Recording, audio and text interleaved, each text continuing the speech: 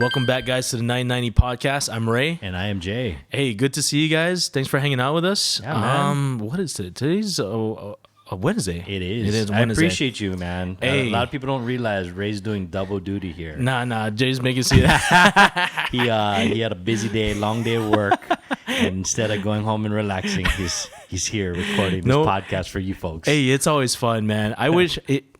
Did we talk about this? If we had $1 billion, right? This would definitely be on the list of things to do. Man, while this is super fun. If I didn't have to work, I'd be doing this all day. Yeah. No, I wouldn't. But yeah, no, I do appreciate that, man. Hey, thank you. We were just talking about guests. We got to bring in some guests. We talk about this all the time. I know. Absolutely do need to bring in some guests. I know. I have some guests in the house right now. Hey, talk about it. Yeah. So I got 2 extra dogs here. Two extra dogs. I got Sir Egypt and Obi here. Yeah, man. No, these are my dogs. These super cute dogs. They're great. You know, Egypt and Farah actually grew up together. So I think a lot of people that know me and have known me for a while do know Egypt. He has been around for a very long time. He does belong to my ex-girlfriend, Jamie, and her husband, Warren, who are off in a trip right now, gallivanting for 3 weeks in Europe. And I was explaining to Ray that we love these guys. I'm so happy they get to go on this vacation. I don't think I realized it was going to be 3 weeks, though. So we got the boys. Luckily, they get along really good with Farah and Penny, so that's all we can really ask for. But if you do hear some pitter patter and some barking in the background, that's because we've got 4 dogs in this piece. I walked in and I was like, oh, it's a brown dog. You're like, this is new. This is new. If you've seen our episodes, Jay's color scheme is black. You know, it's black and white. Black and white, and then it's a nice change to see Sir Egypt. Yes. The OG, he is the OG. Yeah. He's 12 years old, man, but kicking, doing good. Hey, today we're gonna be talking about Goat List Part 3. Part 3. Part 3. So if we don't mind, let's just get into it, bro. Let's do it. We got a lot to cover. Celebrity crush. Oh. Celebrity crush. You got anybody in mind? Go ahead, man. So the initial person that always comes up when Brad Pitt. No? Okay. No, but every time I think of Brad Pitt, I think about my pastor used to. He told me this story. He had a poster when he was younger of Brad Pitt in Fight Club. Yeah. And that was his goal of fitness goals. That's a good fitness goal. He was ripped. He was ripped. He was ripped. Yeah. But the first person that comes up every time this thing comes up is Rachel Leigh Cook. Oh, I don't know why. I still think she's gorgeous. She is. You're thinking of, what was the movie? Not Peter Pan. Not Robin Hood. No. When she was younger. Not the teen movie. What was it called? She's All That. Yeah. That's the one she's the most known for. That's one she's known for. Yep. There's another one, Huckleberry Finn. Oh, okay. When she was younger. Okay. When I realized there's beautiful girls.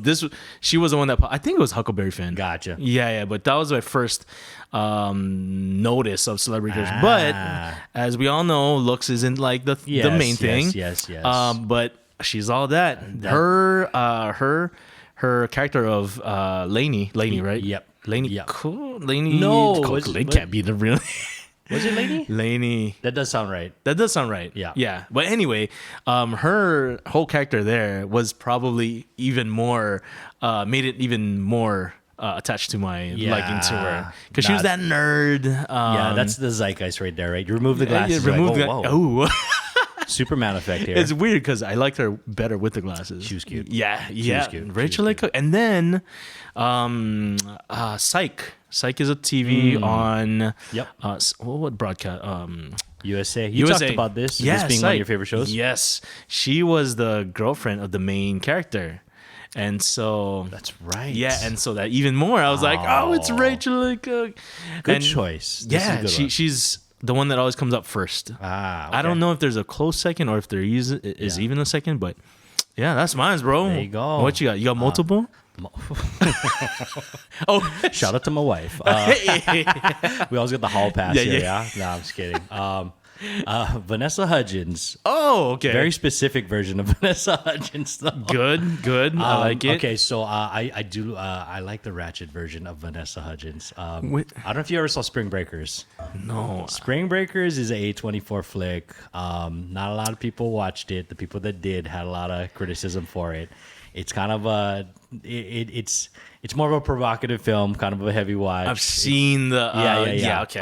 That version of Vanessa Hudgens is my favorite. That is the bikini top, bleach blonde, dirty feet girl, and I don't know why. I think because I'm kind of nasty like that.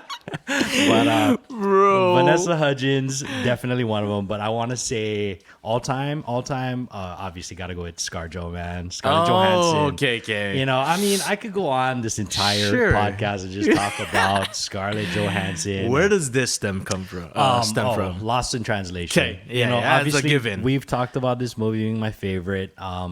I think I've just had a crush on her ever since then. And, you know, obviously she's been in so many films since then. Yeah. She's really proven herself as just such a accomplished, incredible actress. But I've just always just enjoyed her from that movie. Yeah. But yeah, you know, I think that you kind of like, you get enamored by characters and then you see them in different roles and you realize like, oh, they have a lot of range. And she just strikes me as just being one of the most just, I don't know, beautiful women working in Hollywood. Sure. Yeah. And then I was going to say, lastly, Anna Sawai. Anna who? Anna Sawai. Hey, you got to Shogun, school me, man. Shogun. I need a lot. Mariko Sama Shogun. Yeah, man. Okay, She's kind of a newer addition here, but yeah, she's an Australian actress, does a lot of Japanese roles. She's Japanese. But last thing she did was Shogun, and she is phenomenal in it. But very, very beautiful woman. There was a girl who was doing an interview and who was praising the main character. Was that her? Yeah, if they're talking about Mariko, that would be Anna Sawai. Yep. Okay. Yep. Things to watch, man. Yo, Shogun. Yeah, everyone's telling me it's super good. I just need to log in. We might just sign up. One thing before we move on to hairstyles is so funny when you're talking about Vanessa Hudgens and like this specific version. Right. I was driving home from work today and I was listening to High School Musical. No, I was listening to Sublime. Okay. What's a famous song for Sublime? Bad Fish. No, Santeria. Yeah.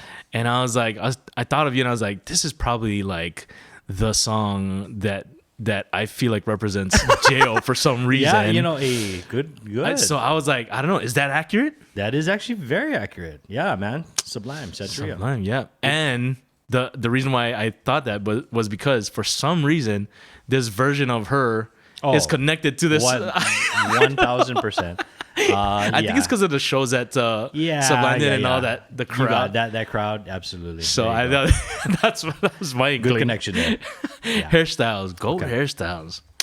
Hey, I was just complimenting you, man. Last podcast about how many different hairstyles. Appreciate that, bro. Yeah, I feel like your hair's different this week too. Yeah. Did you cut it? Yeah, cut it. You just see. Here's what I'm talking about. It's gonna be a shoulder length next week, guys.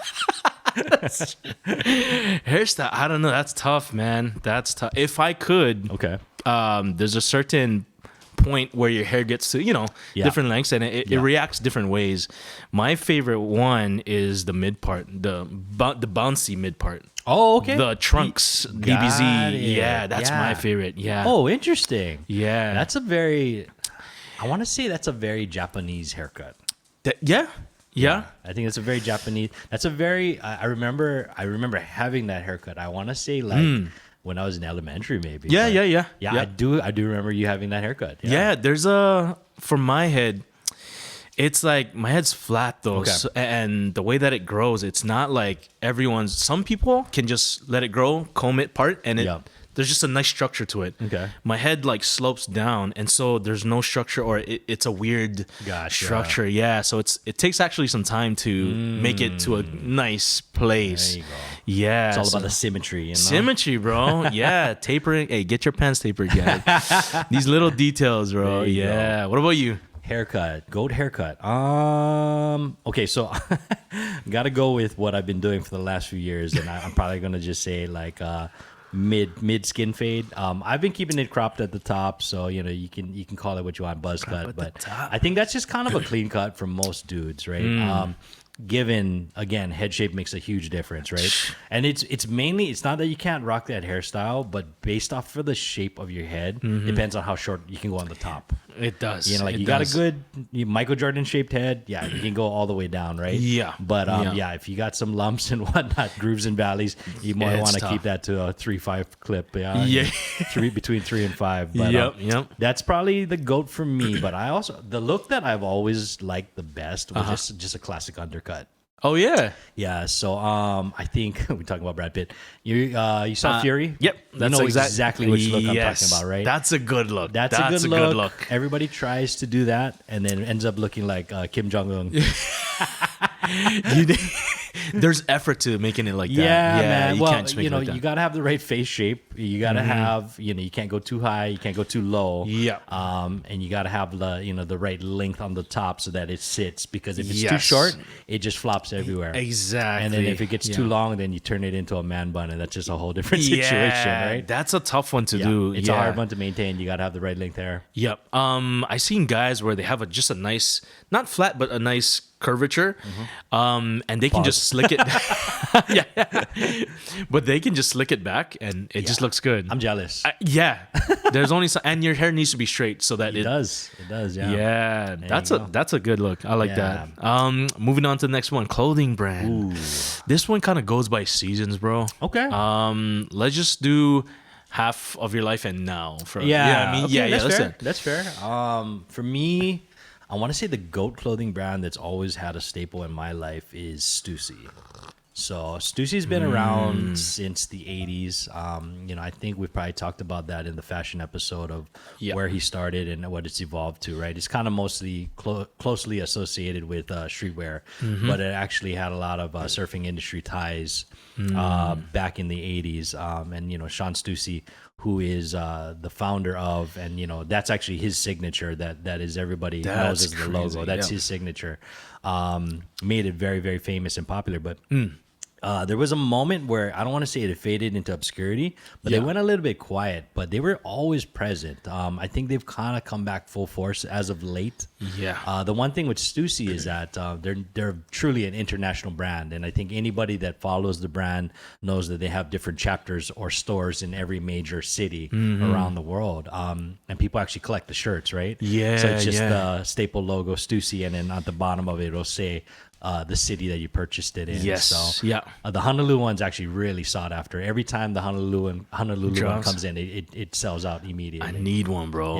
Yeah. Dude, I went to Vancouver, so I was in Canada. Yeah. And they had a Van City one. And then I got there and they didn't have my size, and I was so bummed out. Because you can't get it online. You got to go to the store to get it. So that was a bummer. Have you checked out the one here? Yeah. The Waikiki one, it's dope. It's really funny though, because they were in a really small store, and then I want to say they tripled their square footage in this new build, and they still got the same amount of clothes in there. It's a very minimalistic store, and I know that's the look they're going for.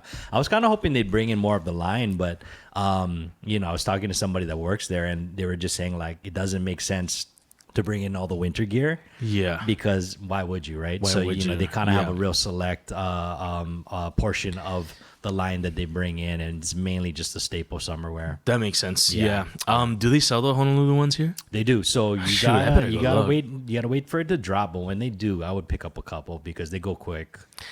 When we went to Tokyo Disney, I seen 2 Honolulu ones. I was like, dang, that's a you should have gone to the Tokyo one, man. Shoot. I think the most sought after ones are the Tokyo and the Hong Kong one. My friend was there when we were up there, and I gotta bring him in. Shouts out Mario, man. I gotta bring in my my hip hop / streetwear friends. Yeah, man. But we would have a blast. He collects like Stussy stuff. He's a sneakerhead. Yep. And another friend, I gotta get those. I'll get them in, bro. We'll get a streetwear episode. Let's do it. I'm into it. Stussy, that's your first one. Yeah, and then as of late, no surprise here. Talked about Born and Raised. I mean, that was bound to come up, right? Yeah. I think most people that watch the video version of this realize that I'm usually in most of their shirts, and just a huge fan, man. I kind of talked at length about why I have such an affinity to the label. But Yeah. just kind of watching them go from humble beginnings, just T-shirts to just a full cut and sew lineup. Yeah. And just all the collaborations. They're also starting to do something really similar to Stussy, which is kind of dope, where they're popping up at different locations around the world, and they're actually branding it as well. So the classic BXR rocker logo that they have, Yeah. they're putting the cities underneath it. Yeah. I'm Okay. like, man, I gotta Yeah. get my hand on some of these. They just did a Tokyo one. Oh, for real? They just did a Tokyo one. I was That's like, sick. try to find that on StockX, see how much that's See how going much go- for. But yeah, so anybody got a hook on that? Let me know. Extra large. Hey, let us know, man. Yeah. What about you, bro? The one brand that comes up nowadays, clothing brand, is Uniqlo. Okay. Yeah. I've been what do you call, gravitating towards just plain things, Yep. but quality cuts, like quality materials, and yeah, Uniqlo's just been like, they're the only thing that I'm not so fond of is that it's kind of easy to get. Okay. But they have a wide range of pieces that you can decide to get, yeah, ranging from about, I don't know, 40. I mean, the t-shirts go from like 15 all the way to 60, depending what you get. Right. But yeah, their quality's been good, and I like how you can outfit your whole family there. Yeah. You know what I mean? Yeah, Like they got yeah. little kids' clothes all the way up. Yep. And yeah, just different taste levels. I know Yeah. they do a lot of collaboration stuff, which is cool. I complimented you on your dang, bro, shacket. Your Shacket. Dude, I love Shacks, man. man. No, Yeah. But it's good. Like the layering, it's the right material where it's It's not the right material. hot Yeah. for Hawaii. Yep. I think that's probably one of the few brands that I know you can layer in Hawaii with. Yeah. And again, like, their materials are super good. Yes. There's one like tank top. It's like, they call it the air mesh or whatever. Yeah. And it's so good, but it's $15 for one. Right. But it's so good that I bought like a ton of them. Yeah. Because it's so lightweight, and it's not like your traditional tank top. It's just a good undershirt. airy. Yeah, it's Real a good solid undershirt. undershirt. So what do you call? Yeah, Uniqlo's one.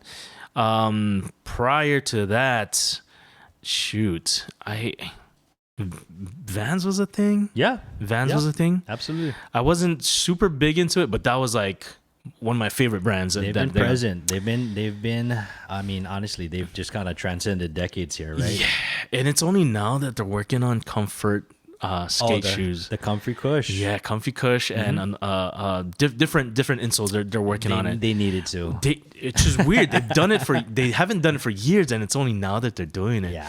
So man, the Vans Authentic, the canvas ones, probably the staple of my high school days. It's a timeless design. Timeless, You got to yeah. figure people were wearing that in the 70s and they're still running that hard, right? And the design has not changed. It's not making it a changed. little bit more comfortable, of Yeah, course. But yeah. yeah, man. I mean, if it ain't broke, don't fix it, right? Yeah, exactly. Yeah. Moving Good- on to the good next one, bro. Thank you. Comedy movie. Oh, Comedy. You want to start? hey, man. Yeah, I would imagine that it's tough for you because you've watched a ton of them. It's tough, but there are two that just stand out. And the reason why I say they stand out is no matter what is happening in the world, if it is playing, I will watch it. Okay. A lot of times, like, movies will just kind of play in the background. I'll sit down and I'll watch it every single time. Okay. And those two movies, number one, Dumb and Dumber. Really? Okay, so classic. I think of Jim Carrey, and you think about where he started with when it comes to Living Color, and then of course Ace Ventura. But most people will know him from the Dumb and Dumber fame, right? And it's just one of those movies that I still find funny, and it's such a stupid movie. It's so dumb. That's what I'm trying to. It's real slapstick, but there's so many quotable lines that I remember, watching the first time and just dying laughing, and that I will still chuckle at. How many years later I still find funny. Yeah. So that's one of them, and then in my opinion, my humble opinion, maybe one of the last great dirty comedies was Tropic Thunder. Oh, Yeah. that's a good pick. And when I say dirty comedies, I'm talking about the hard R-rated movies where, based off of just today's sensitivity climate, might not be able to be done nearly as funny. There's a rumor that they want to do a part 2. And Though they have to do it. I want them to, but only if they're going to go hard in the paint. And they recast Kirk Lazarus. Bro. RDJ gotta come back, He's man. got to. I'm telling you, you got to get that second Oscar, man. Yo, bro. But yeah, man, I just it's just such a good movie. It's written well, it's acted well. Yeah. The comedic timing is just impeccable. You can tell where there was a lot of writing involved. Yeah. But you can also see where they're just riffing and ad-libbing. Right. A lot of the comedy that came out of that movie was them just kind of talking shit, to be honest. And you can kind of see it. Yeah. Especially the Kirk Lazarus stuff, like RDJ, man. I can't. He killed it. Yeah. He killed it. And you know the mark of a good movie is when you put it out there, and of course there's caution, but the groups that you thought would be offended gravitate towards it and actually embrace it. And that's kind of when you've won with comedy, because you realize that it's comedy. That's all it is. It's satire. You know what I mean? Like, I'm not here to try to upset people. It's we're just trying to have a good laugh, and everybody's part of the joke. Yeah. And I think when people can take that type of joke, that's kind of where I hope we go back to as a society. Yeah. That's cool. Those are my two. What about you? Dude, those are solid picks, bro. When I think of Dumb and Dumber, I think my thought was like, oh, that's Happy Gilmore before Happy Gilmore was another good one too, man. Yeah, those guys. Yeah. So I was like, what's his name? Adam Sandler's. What's the Gilmore? Happy Gilmore, Billy Madison. There's so many. Yeah, all of those type of films. Yep. It was like the one. Dumb and Dumber was kind of like the first. Yeah, that was my thought. I was like, oh, yep. But the one that always comes up is on the forefront is Nacho Libre. Ooh, yeah, real good one. So that's Jack Black, man. I mean, I don't know. Maybe it was the point in time that I don't know how it just aligned with the way that my type of what I thought was funny aligned, and I don't know. Nacho Libre is just. What's really funny is that I want to say that might be a PG movie. I don't think it's PG-13 even. I think I might have to double check that. Yeah, but I want to say it might be PG. Interesting. And when I think about just the polar opposite of just the hard R dirty comedy versus that, I think of Nacho Libre and then Napoleon Dynamite. So two movies that there's no cussing, that's right? Classic, no cussing, but just so funny. Yeah. So it can be done. It can be. You need to. That's really where the writing comes into play. Yeah, and finding humor in that. Right. One of the two things I see that's the same with that, or that they both have, is good cinematography. Yeah. So a lot of it was static shots. So meaning it was on a tripod. Yep. There's moving shots, but I noticed, there's good cinematography in here. Good coloring, and I was like, I wonder if that has a play in adding to the comedy. Yeah. Yeah. So possibly. Yeah. Quite possibly. Yeah, possibly. Good choice. Yeah. Nacho Libre. Okay. Cartoon character. I'm trying to think. There's so many seasons in my life that was there one that kind of like you think of, like, as far as just has kind of always been with you in regards to? I have a sentimental connection with Snoopy. Oh, okay. Yeah. How so? I think growing up we had like this wooden, I don't know what it was. It was 5 pieces of wood connected by chains. Okay. And each plaque of wood had Peanuts characters. Oh, interesting. Of our family name. Oh, nice. So that might be that might be a thing. I get that. And then eventually I just liked all of the stuff. I mean, I didn't watch too much of the cartoons or the episodes and whatnot, but then like collaborations and all that stuff. The Christmas Charlie Brown Christmas. I remember that one. Yeah. So and then Snoopy just became what do you call? There's more things that I've connected myself with that, but then my gamer tag is Snoopy. Oh, really? Yeah. Go find him. Go find him. But that was probably my favorite. Thank you for asking that. Like, that's always stuck with me. Yeah, no, that's a good one. Snoopy. It was like a One Punch Man or something like that. Oh, it's too. I would love to if it had the history. Yeah. That's too early. Yeah. Let me see here. The one character growing up, I want to say Bart Simpson. Oh, hey, So, yeah. Simpsons has a place in my heart. A lot of people don't realize it, but I want to say, I don't know if this has been broken. Actually, I don't think it can be broken. The only way it's going to be broken is if they stop putting new episodes of The Simpsons out, but it's 35 years old and running. It's the longest running sitcom in television history, which is insane. Yeah, right? yeah. So you need to talk about growing up with this cartoon. Mm-hmm. I fell off. I haven't watched it as of late. I heard that the comedy isn't the same. I think what was really interesting is when I was younger, my mom and dad didn't want me to watch it. They thought it was bad.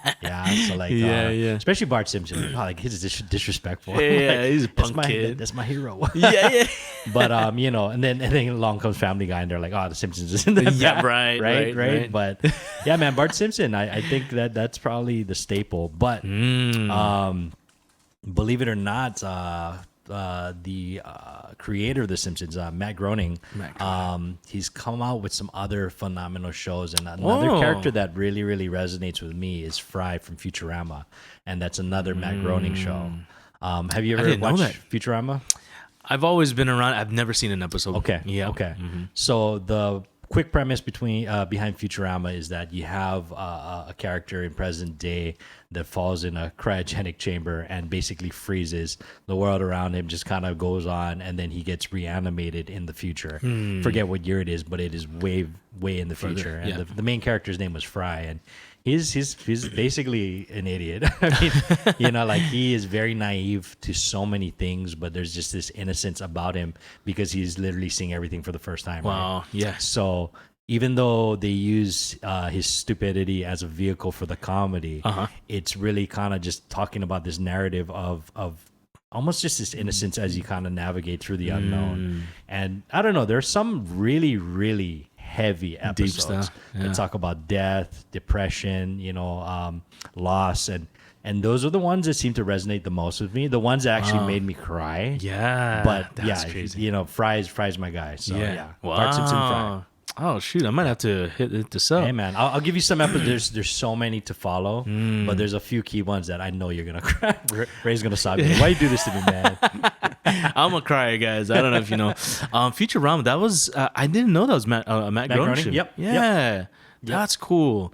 I wonder if I wonder what makes these guys come up with these ideas and what they're you know. If I'm not mistaken, I might be getting this wrong. I believe that Matt Groening's from Oregon, and I think Springfield, which is like this make-believe U.S. city, is actually based off of Springfield, Oregon, which was the town over from the college that I went to, University of Oregon.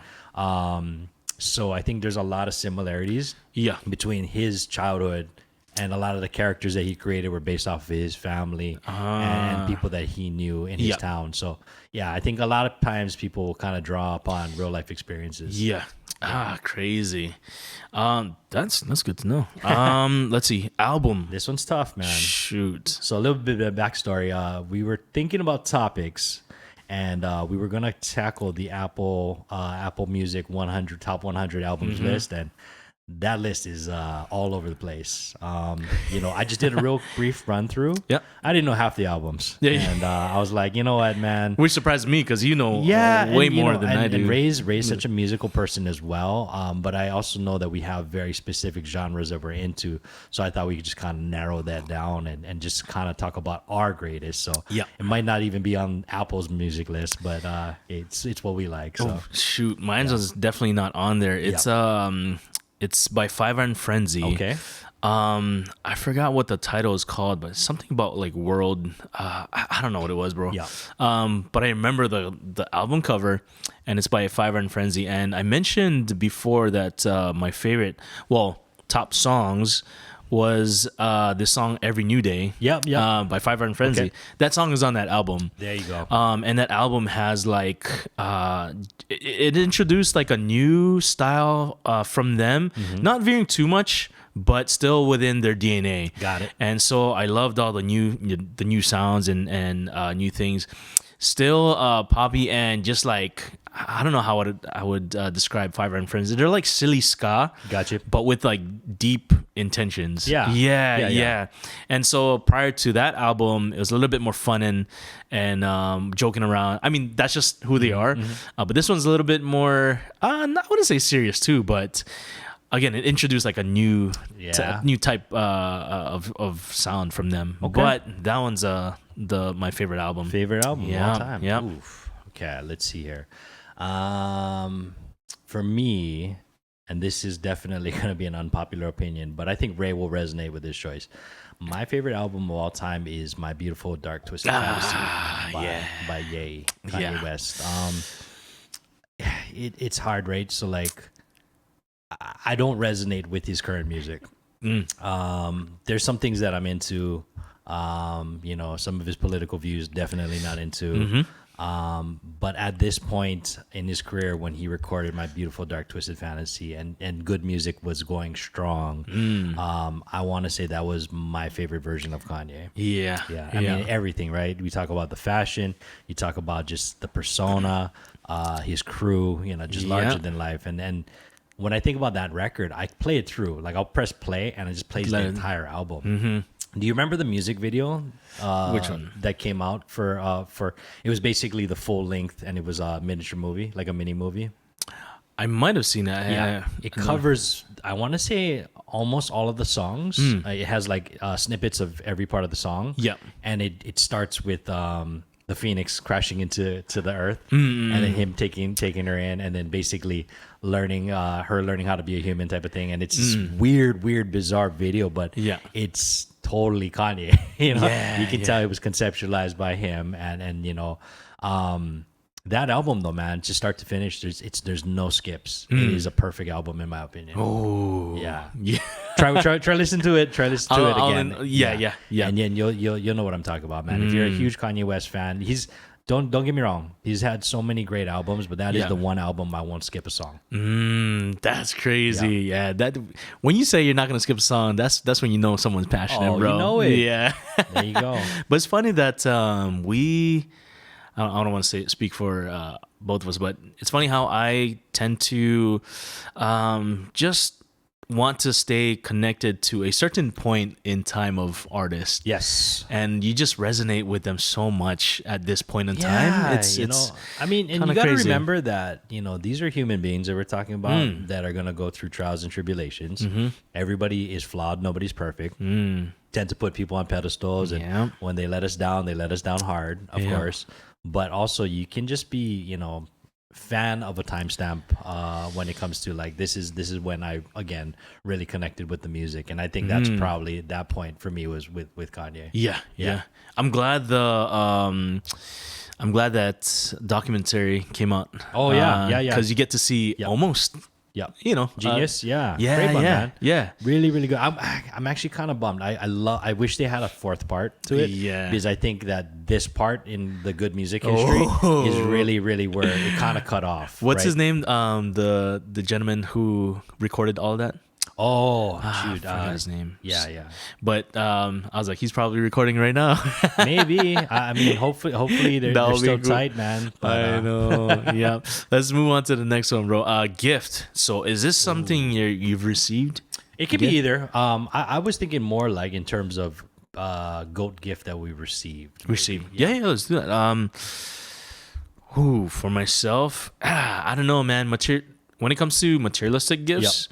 I'm a big watch fan. Yeah. And the one that I wore last episode, the Hamilton khaki field watch, 38 millimeter automatic. That was from Joss. That one's always going to be the GOAT. I think what makes it super special was that thing's not cheap.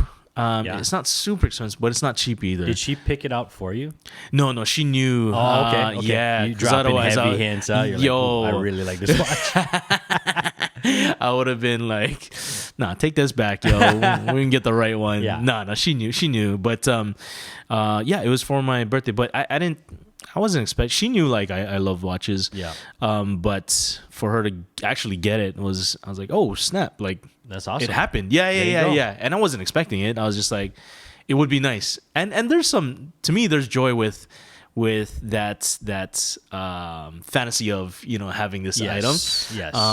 Like I like to imagine things that I don't have now, like getting them. That's For sure. That's fun. Sure. Well, I think with watch, like, I mean, you talk about just potential heirlooms. Like, people hold on to them for generations. You take care of your watches, you can pass that down, and that's really dope. You can, yeah. And I think what makes my why I'm so connected with watches is the concept of time. Yeah, the time thing. There you go, man. As Christopher Nolan fan, right?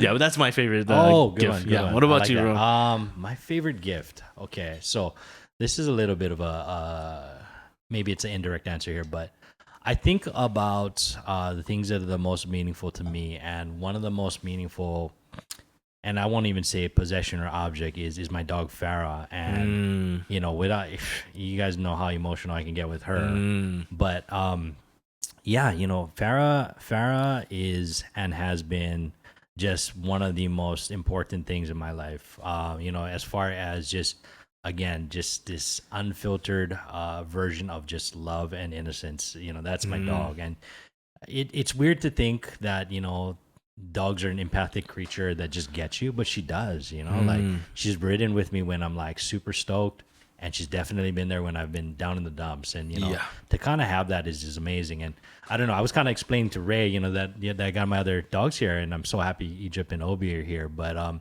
it's funny, when my ex-girlfriend and I broke up, the dogs, it was like a divorce, more or less, right? Where we didn't know what was going to happen, and just by default, Egypt really gravitated to my ex-girlfriend. And I'll be honest, I hadn't really connected that much with Farah prior to that, and just overnight something happened where I think she just sensed my sadness. Wow. And just really I don't know, just kind of got to a point where we just became inseparable. So it was an indirect gift, but has definitely been the most meaningful for me. And then, of course, my wife, marriage. Marriage is a gift, everybody. Yeah, everybody, marriage is a gift. Just got to throw that in there. Oh, I love that. I don't know, dogs just have this sense. Yeah, they just got the sense. They do. Yeah. And it's funny. Like, so I got Penny, and Penny is she's just such a happy go lucky dog, and Farah's so moody, but I love that about her. Like, she just knows, like, if she don't message, she don't message you. Ray knows, because she barks at him every single time he comes in here. Hashtag loyalty, there baby. You go. She's like, who's this guy who comes over every single week? Nah, I'm not coming to see him last week. But yeah, that's my favorite gift. Yeah. Awesome. Favorite snack. Hey. So favorite snack, man. For me, it's been wafers usually. Okay. Like round cylinder sticks. There's this one, and it's by this Japanese company called Bourbon. Oh. Yeah. It's called Can Bourbon. you get it in America, or You just can. Don Quixote. Okay. Yep. It's this white milk chocolate with, I don't know, it's like a cracker. It's basic, but it's super good. Okay. It's basic. It's just like regular crackers with chocolate on top. I don't know what makes it so good. Yeah. Bourbon's got to be my goat snack though. Like the company. Okay. Because they make this other one. Now I'm thinking this might be the one, but it's the individually wrapped, like, thin wafer rolls. I don't know what they do with the chocolate, man. I don't know what it is, but Japanese ingenuity. I don't know why, but now there's even one that surpasses it, and it's not by Bourbon. Oh. But these three are like my top for sure. Okay. But the number one, freaking Ferrero. Oh, really? Yo. Really? Ferrero is a gold wrapped individually. Is there almonds on that? There's crushed almonds in the middle. That's right. And all of these three are tied in by freaking layers. Layers, guys. Got it. Layers. I love texture. I love texture in layers. That's a good one. That's a good one. Ferrero. Yep. Shoot, man. A little off topic. Have you gone to the new Tokyo Central in Kailua yet? Oh no, Josh told me about it. Yeah. We want to go. Disappointing. You sucking guy. I just went. I was like, what is this? I was like, I'll be honest, man. I'm loyal to Don Q, bro. Bro, they were low stock when you went. Yeah, man. I don't know. So talk to me about Don Quixote in general. The Pro City one is my favorite. That's my jam. Yeah. You got H Mart right next to it, so you get your Double. Japanese and your Korean fix there, right? But side note before you move on, Yeah. H Mart, bro. We got their kimchi. Yeah. It's one of the best I've it's had. so good. It's so good. Yeah. A little pricey, but because it's the best. Absolutely. Yeah. I agree. But yeah, no, Yeah, I mean, continue. back to the Tokyo Central. Tristan and I, we were so disappointed, like, mainly because, and this is kind of a stupid thing, the full-size shopping carts, okay? Okay. The full-size shopping carts do not fit in this place, man. I'm all like, what is this, a grocery store for ants? Like, it is so small and cramped in there. And I'm like, you guys need, like, mini carts. Everybody should be just carrying hand baskets. You're going to bump into everybody with a shopping cart in there. What are you going to buy that's big enough to fit in the carts? I don't know. What do they sell like that? It's a scaled down version of Don Don Q. Q. Yeah, in my opinion. I don't know. Not to crap on anybody that loves that, but I was really hoping for something mind blowing, and truthfully, like, I'll stick to Don Quixote. How did you guys find out about it? Our friend Jaina was really hyped on going, so we were like, okay, cool. We'll make the drive out to Kailua. Go over the Poly and get there, and I'm all like, what? Yeah. Come on, guys, I can go times. What is this? I just imagine you saying, when I ask you, how did you find out? Yeah. Oh, my friend, she owns a shop. Yeah, no. I know. We're just bagging on it, yeah. But I was thinking too, like, what made it worse was the drive out there. Like, I didn't really mind the drive, but it was just I was just, again, when you can kind of get things elsewhere, and then you see how crowded it is, and it just goes back to the Hawaii novelty factor, right? Where anytime anything new opens in Hawaii, gotta see it, gotta do it. See it, yeah. And then when you see it, you're just like, it wasn't all that. Yeah. True. Snack for me. Snack. Okay, so this one kind of requires a little bit of preparation, but if you do have spam musubis available, that is the perfect snack. Spam musubi, bro. Really? Yeah, I think so. How do you make yours? You can do the terry sauce one, where you can just kind of cook it and get that caramelized sauce on top of the spam. But I just fry the spam up and then just make it like salt the rice, just get some good nori, and you're good to go. It's such a simple recipe. But what I like about it is when you batch that thing, you're making 12 at a time. Hey, right? there you go. You're making breakfast, dinner, and lunch. Man, that's the what they call the Hawaiian Power Bar, bro. So that, in my opinion, and it's so mobile. You know, you can just got in Saran wrap. You can just put that in your pocket if you want to. Have you been to Spam Jam? One time, inadvertently, because I was working down in Waikiki. Yeah, got stuck down there. But yeah, man, they got some crazy. Hawaii people love spam. They love spam. Yeah. It's funny because like I heard that mainland guys, like they get grossed out by it. Certain places. Other places really. I think that, from what I understand, I think it's because of the price point, and it's not that cheap anymore, right? Yeah. But because of the history behind it, yes, a lot of really, really blue collar cities tend to gravitate towards it. So I know, like in the Midwest, spam's a thing, man. Like, because they grew up eating that, right? Just lunch meat and canned meat, man, just lasts forever. But Hawaii, I know during wartime, that was a big thing, and that's definitely what was introduced, and what most people would think is kind of gross, we just love. From wartime to lunchtime. Hey, did you just come up with that yourself? It's pretty good, man. Not bad. Spam is that's a good choice. Yeah. Spam or Vienna sausage. Oh man, for me personally, spam. Okay.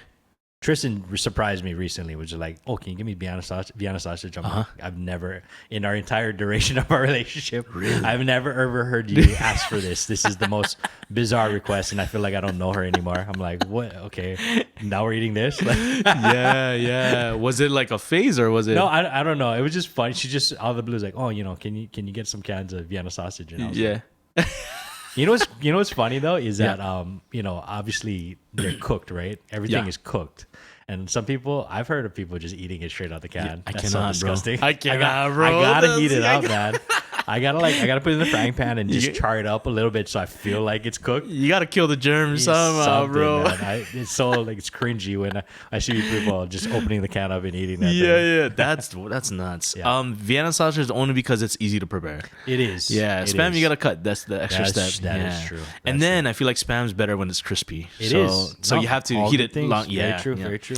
Both top tier for sure. TV show theme song. Oh. You got Pokemon, man. Oh, go. I want to be the very best. That's not the title. But a couple months ago, maybe I'd say 2 months ago, was the first time I've heard the whole song itself. Really? Yeah. And I was like, oh, they got lyrics. Okay, well, talk to me about your history with Pokemon. And I'm only saying this because I have zero. Okay. I did not grow up watching Pokemon. I did not collect the cards. I think I'm too old. But generationally, it is such a staple, and I want to see your generation. Sure, yeah. Pokemon came out in 90. I want to say 98, 97, something. I think. Okay. I'm not a huge Pokemon fan, but bro, I remember coming home from school, and sometimes my door. We lived in a 2-story house. We lived upstairs. There's a way where you can get into the house if you locked yourself by going downstairs to the person's house, and then walking up the stairs and going to ours. Every you guys time knew the people downstairs, right? Yeah, we did. Just cruising on people's houses. So funny because I remember one time the first Pokemon show that I've seen was I went downstairs and my then unknown friend Mac, you can just see him lying down like this with his feet up watching Pokemon, like, and you're like, I'm like, whoa, what is this? It's Pokemon. And that's when I started. And Pokemon. I was kind of a huge fan when it first came out. Okay. You know, as a kid, you're kind of fascinated by, at least for myself, like, oh, these creatures and these, they do special moves or whatever.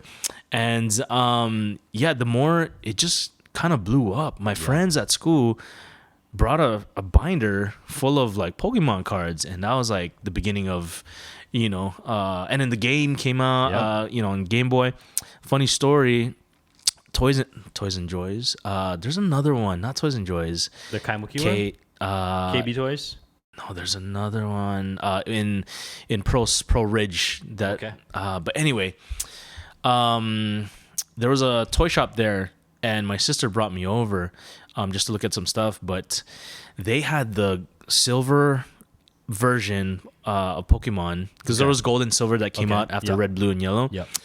In Japanese. Oh. And that was, you can't get that. You're talking about the cards, right? No, the Game Boy. Game Boy. Okay. Yeah. They came out with that. Not came out. It didn't come out yet in the States.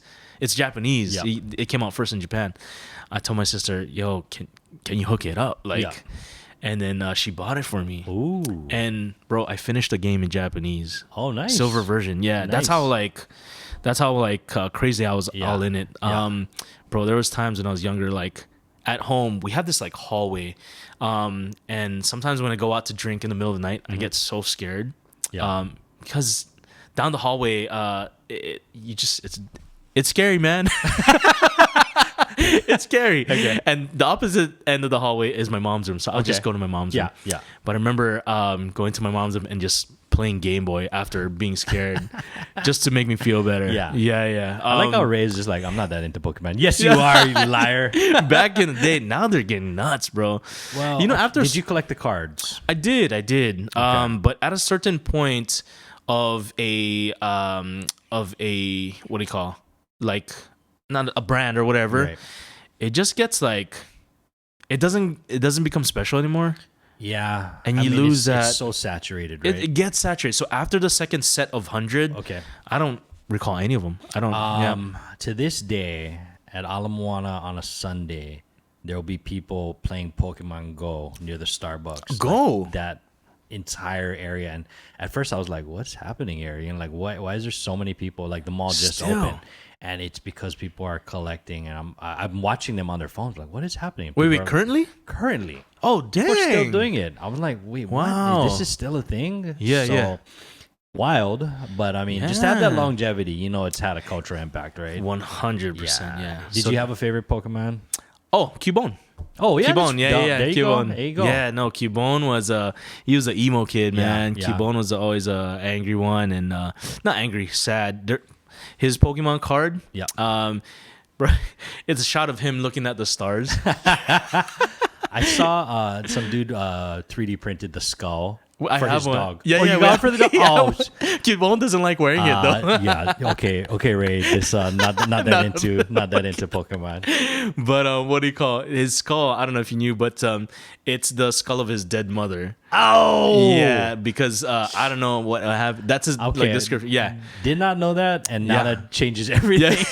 Jeez, that's why I call him an emo kid. that is emotional. Cubone. Oh man. Yeah. All right. What about moving on? TV show theme song? Theme song, bro. Yeah, theme song. There's so many good ones. Yeah. So ones that I think about, one that always resonates with me is The Sopranos.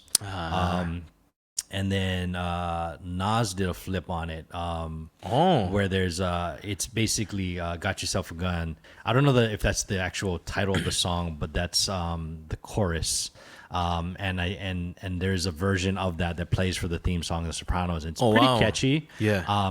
So it's one of those where when it comes on, okay, like it's about to go down. When it comes to The Sopranos. But if I have to think of like the quintessential theme song, most people will say Friends. Yeah, that's the one I was thinking. Yeah. I'm gonna go with Game of Thrones though. Oh, bro.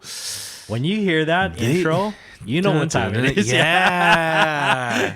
And that's a good pick. It's such it is such a catchy theme song.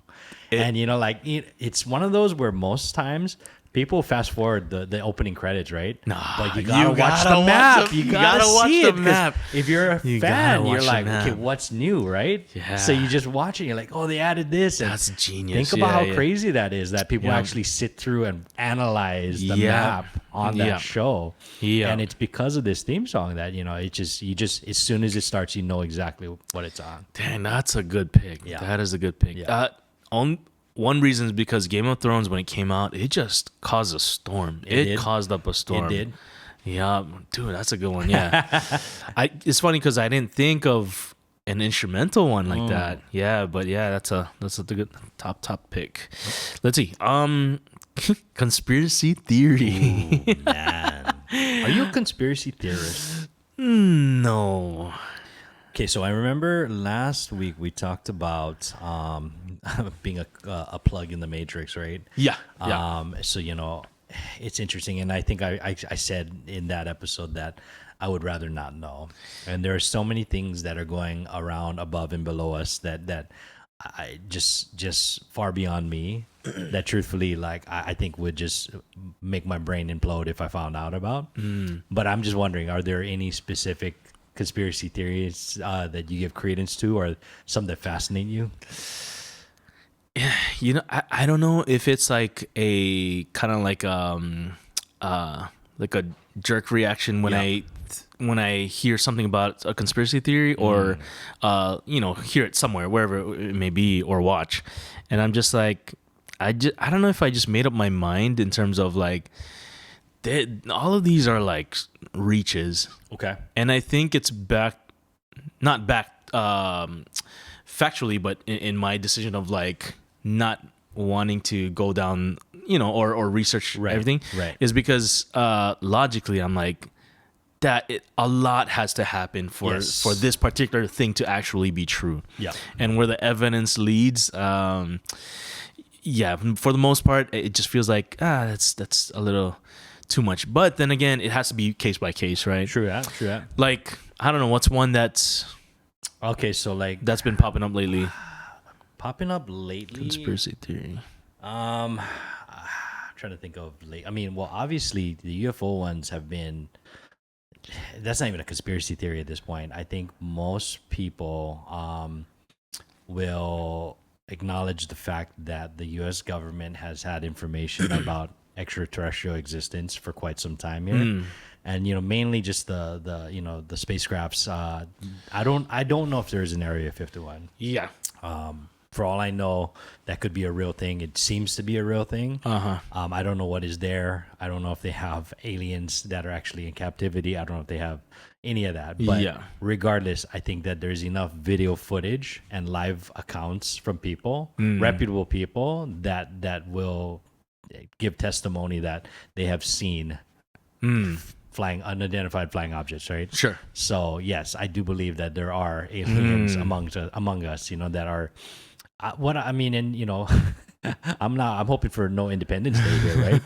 I think Will Smith's getting kind of old to save the world here, but truthfully, I just hope that, if our planet is one that maybe they're just exploring the way that we're exploring the moon. They might have just discovered Earth and been like, what's going on here, right? And hopefully nothing sinister past that, more than just kind of an exploration. But it is really interesting, and even more fascinating is the idea that if they are here, where are they? If they are here on this planet, like, what do they look like and where are they? So that's one that's always kind of stuck with me, but as of late has gotten way more speed. And I try to stay off Instagram when it comes to that. You click on one, and all of a sudden your algorithm and your explore page starts getting pretty wild, right? Yeah, man. But I think the one that everybody always talks about, probably the biggest one is 9/11, man. That potentially possibly being an inside job, a USA coup, so to speak. And I don't know. As a proud American citizen, I would hope not. Yeah. But there's so many weird things when it comes to just the events that led up to, and then the day of, and even the events that followed that just do not make sense to most people. Yeah. What falls on, what is the actual definition of conspiracy theory? So theory in general is just something that you may believe has facts and credence behind it, but maybe it's just not public knowledge, right? So at that point, until it can be proven and or disproven, it is just a hypothetical theory. So a lot of these wild things that you hear, if you're a conspiracy theorist, you truly believe that is something that actually happened or is happening, versus something that potentially could or hypothetically could, right? Got it. Yeah, because normally they're all tied within like extreme things, and 100%, it has to be, right. 100%. Yeah. Because the one thing that I was thinking in my mind was it's probably not a conspiracy theory. It's just a cover up, which was the that cargo ship that crashed into the gate. Yeah. I recently heard that, I'm not going to go into it too much, but recently heard that they weren't able to, they confiscated their phones after, and they weren't releasing. Which, what is this one again? Sorry. It's one of the cargo ships that crashed into one of the bridges and then killed. Baltimore. Yeah, Baltimore, yes. And they're not, they were holding the people captive in the workers. Interesting. And I think they confiscated their phones or something like that, and they weren't able to say so something's going on. But I wouldn't consider that as a conspiracy is anything, anytime there's something conspiring against, right? It could be it could definitely fall within that category, right? Yeah, man, I do believe in right from wrong, and I believe that there are a lot of good and evil things at play here, and I choose to try to see the good in everything, for my own sanity. Oh yeah, but you got to realize that there are a lot of nefarious things that do happen. Yeah, but also there is unfortunately the argument that so one probably being the U.S. government, where have they had to do unsavory things in order to maintain this freedom that we enjoy so much, right? How many things have had to been sacrificed? How many things get swept under the rug, or redacted from history because the general public would not be able to fathom some of the atrocities that happen. But did they do it for the greater good, right? So there's that, and I'm not gonna pull too much. We're not gonna go there. But yeah, man. Conspiracy theory wise, 9/11 aliens, Illuminati. Top one. Here we go. Well, that's enough of that. Well, we're winding down, Jared. We got two more. Relationship advice. Ooh. Okay. Man, I don't know if it's advice, but advice to myself, if I was younger, Okay. I would have said the more you're unselfish is when things usually work out or not work out. This is bad. Being unselfish in a relationship is probably the best thing that I could do for myself. Yeah. When you so what is the opposite of selfish? Selfless? Selfless is a better word. Selfless is a better selfless. word? Okay. So being selfless is the most beneficial trait to have in a relationship. In a relationship, yeah. Okay, gotcha. And I think because, not to dive too much, but I think because when you're in a relationship, you quickly find people's flaws. You quickly find your mate's flaws. And when you're selfless, you're not there to point it out. Okay. But you're there to lift each other up, in a sense. Yeah. That's it's all about compromise, right? Compromise, yeah. Yeah. But the thing is, some people don't see that. I didn't see that when I was younger. It's like you go into it wanting this person, wanting for yourself. Yeah. But then I should have gone in with the thought of how can I love this person selflessly. Yeah. So gotcha. Yeah. That's a little broad, but goat relationship advice. I like that one. This is kind of hand in hand with that. I think for me, in a relationship, you got to allow yourself to be wrong at times. So that probably is pretty much in line with being selfless, right? Innately, like humans, we just want to be right. Yeah. You want to be heard and you want to be right. Yeah. To be proven wrong is something that's not necessarily in our DNA, you know. And there are times in a relationship where you need to realize you don't always have to be right, or even more so that you could just be at an impasse and maybe both of you are right. You know what I mean? Sure. And it's not a matter of inconvenient truth there. It's more the idea that two people can have opposite opinions on something and you could both be right, and that's okay. Yeah. There doesn't have to be a loser in the situation, if that makes sense. Yes. I think oftentimes we go in guns blazing, be like, I need to prove somebody wrong, and Yeah. that never really serves well for anybody. No. Trying to keep an open perspective in a relationship is really important, and I think that's always served me well. That, and then also let her pay sometimes. I'd throw that one in, and I say that because I think a lot of times chivalry is not dead, ladies and gentlemen, but at the same time, you do not want to create a situation where you can build any type of resentment towards somebody, and when you feel like things are stacked up in one direction, and there is not a duly beneficial relationship going there, that's a lot of times when you have problems. And I've always looked at it like, hey, if you go out on a date, if somebody asks you to do something, hey, let them pay, man. If they want to pay, that's fine. Yeah. I'm not mad at that. I've let my wife pay for many of things. Yeah. I ain't that proud. Shouts out to our wives. There you go. Going into the last one. Yeah, man. Movie franchise. Hey. This one particular franchise kind of when I revisited it, kind of made me realize this might be the GOAT franchise, which is Lord of the Rings. Oh, okay. Yep. I was stuck, man. It came up. I think Josh played it on, just to have in the background while watching whatever it was. I just got stuck in the story. Like, even though I've seen it already, right? Every scene was, I don't know, just added to the story. It's a grand movie.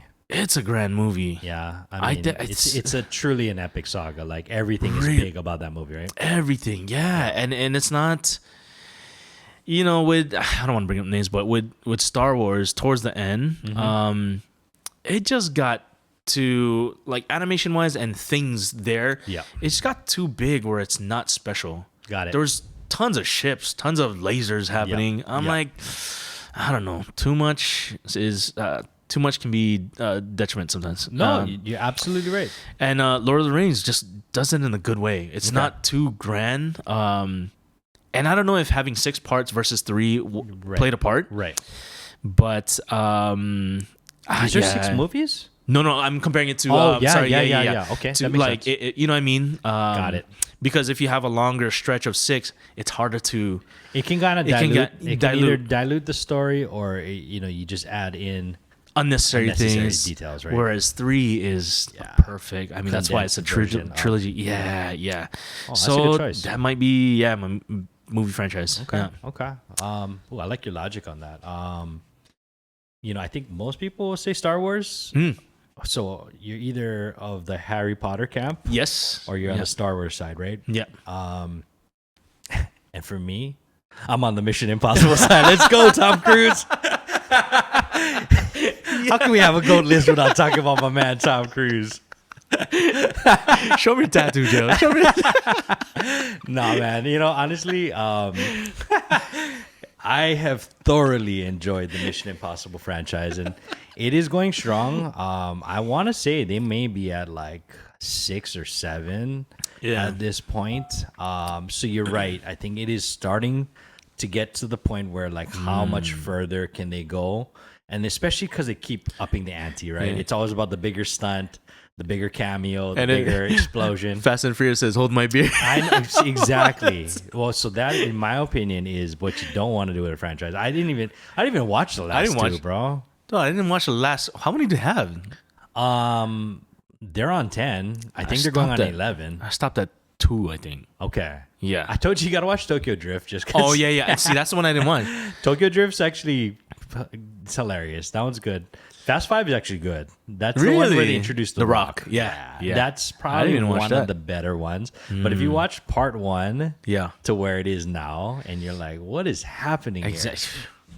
But I will say that there are a lot of inside jokes in the movie where they're self-aware. Like mainly like with Ludacris and Tyrese's characters, there's some self-aware jabs of the franchise that I do enjoy. But it's so ridiculous, man. But yeah, but back to my man. yeah. Do you know anyone else who's a Mission Impossible franchise fan? No, well, so another one that is a long-running franchise would be the 007 franchise, right?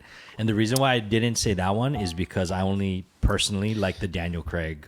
Okay. So his 5 movies I thoroughly enjoyed. I thought they were phenomenal, and I'm thinking that they're gonna have a really hard time replacing him after this.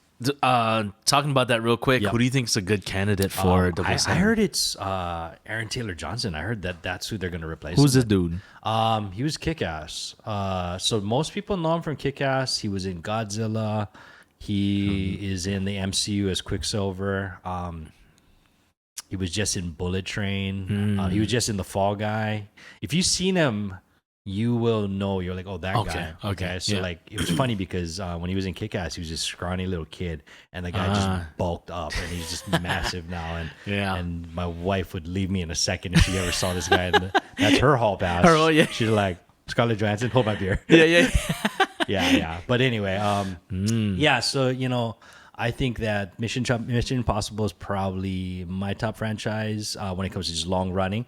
But if you want to talk about just short condensed trilogies, I gotta go to Ocean's 11, man. Oh, okay. Those are. I was just talking about that with Tristan this morning. George Clooney and Brad Pitt got a new movie coming out called Wolves. Oh, do they? And it looks like a kind of an action comedy. Okay. And I just love their chemistry. Just 2 old farts that are just still, top of their game. Still doing yeah, it. man. Yeah. So that's my choices. Yeah, that's solid. I gotta check. Bro, I don't know. I gotta check out more of the Mission Impossible stuff. It's good, man. Everybody's favorite actor, Tom Cruise, especially my wife's. Hey, but before we wrap today, you mind if I give a little bit of a shout out? Shout it out, bro. Hey, brother. I want to shout out my boy, Kellen. It is 42nd birthday, and I want to also give a shout out to his lovely wife, Diane, who wanted us to get together and send some birthday videos to Kellen. And I was like, hey, how can I help every one of my friends? I'm just going to put this on the podcast, even though they probably won't watch it.